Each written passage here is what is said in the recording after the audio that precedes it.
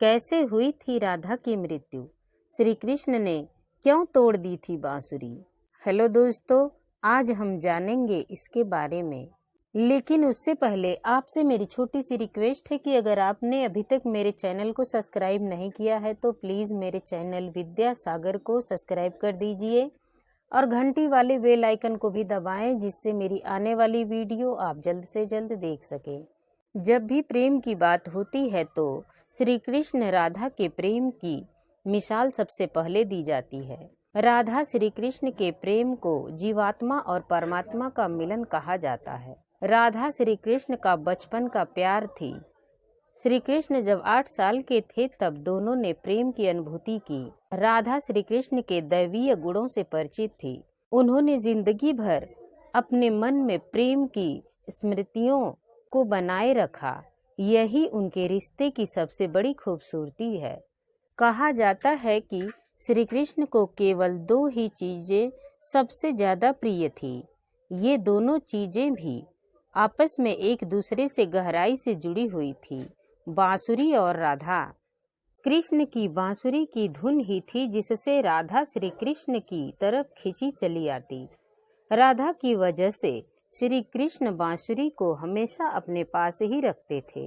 भले ही श्री कृष्ण और राधा का मिलन नहीं हो सका, लेकिन उनकी बांसुरी उन्हें हमेशा एक सूत्र में बांधे रही। श्री कृष्ण के जितने भी चित्रण मिलते हैं उनमें बांसुरी जरूर रहती है। बांसुरी श्री कृष्ण के राधा के प्रति प्रेम का प्रतीक है। वैसे तो राधा से जुड़े कई अलग अलग विवरण मौजूद हैं। भगवान श्री कृष्ण से राधा पहली बार तब अलग हुई जब मामा कंस ने बलराम और कृष्ण को आमंत्रित किया। वृंदावन के लोग यह खबर सुनकर दुखी हो गए। मथुरा जाने से पहले श्री कृष्ण राधा से मिले थे। राधा कृष्ण के मन में चल रही हर गतिविधि को जानती थी। राधा को अलविदा कह कृष्ण उनसे दूर चले गए। कृष्ण राधा से ये वादा करके गए थे कि वे वापस आएंगे, लेकिन कृष्ण राधा के पास वापस नहीं आए। उनकी शादी भी रुक्मिणी से हुई। रुक्मिणी ने भी श्री कृष्ण को पाने के लिए बहुत जतन किए थे। श्री कृष्ण से विवाह के लिए वह अपने भाई रुक्मी के खिलाफ चली गई। राधा की तरह वह भी श्री कृष्ण से प्यार करती थी।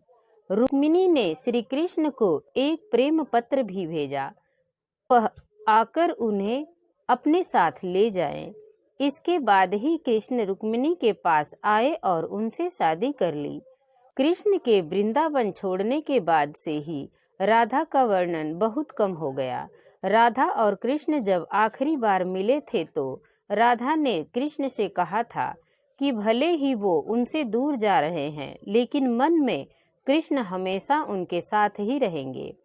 इसके बाद कृष्ण मथुरा गए और कंस और बाकी राक्षसों को मारने का अपना काम पूरा किया।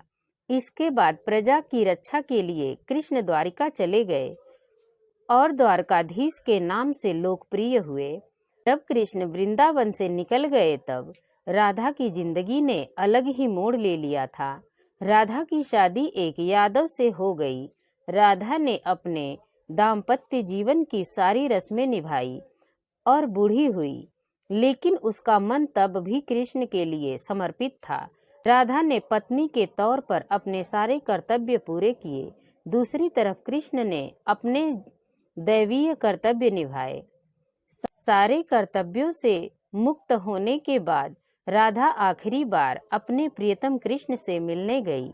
जब वह द्वारिका पहुंची तो उन्होंने कृष्ण के रुक्मिणी और सत्यभामा से विवाह के बारे में सुना, लेकिन वह दुखी नहीं हुई। जब कृष्ण ने राधा को देखा तो बहुत प्रसन्न हुए। दोनों संकेतों की भाषा में एक दूसरे से काफी देर तक बात करते रहे। राधा जी को कान्हा की नगरी द्वारिका में कोई नहीं पहचानता था। राधा के अनुरोध पर कृष्ण ने उन्हें महल में एक देविका के रूप में नियुक्त किया। राधा दिन भर महल में रहती थी और महल से जुड़े कार्य देखती थी। मौका मिलते ही वह कृष्ण के दर्शन कर लेती थी। लेकिन महल में राधा ने श्री कृष्ण के साथ पहले की तरह का आध्यात्मिक जुड़ाव महसूस नहीं कर पा रही थी। इसलिए राधा ने महल से दूर जाना तय किया। उन्होंने सोचा कि वह दूर जाकर दोबारा श्री कृष्ण के साथ गहरा आत्मीय संबंध स्थापित कर पाएंगी।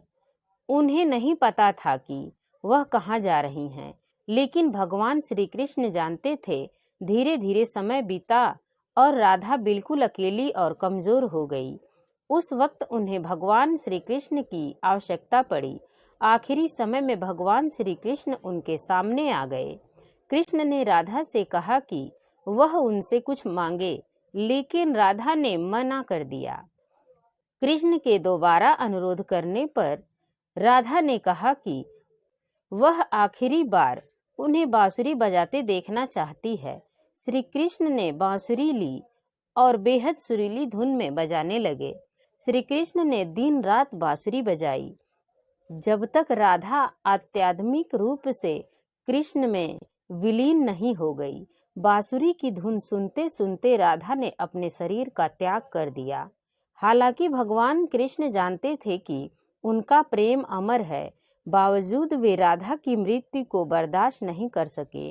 कृष्ण ने प्रेम के प्रतीकात्मक अंत के रूप में बांसुरी तोड़कर झाड़ी में फेंक दी। उसके बाद से श्री कृष्ण ने जीवन भर बांसुरी या कोई अन्य वादक यंत्र नहीं बजाया। कहा जाता है कि जब द्वापर युग में नारायण ने श्री कृष्ण का जन्म लिया था, तब माँ लक्ष्मी ने राधा रानी के रूप में जन्म लिया था, ताकि मृत्यु लोक में भी वे उनके साथ ही रहें।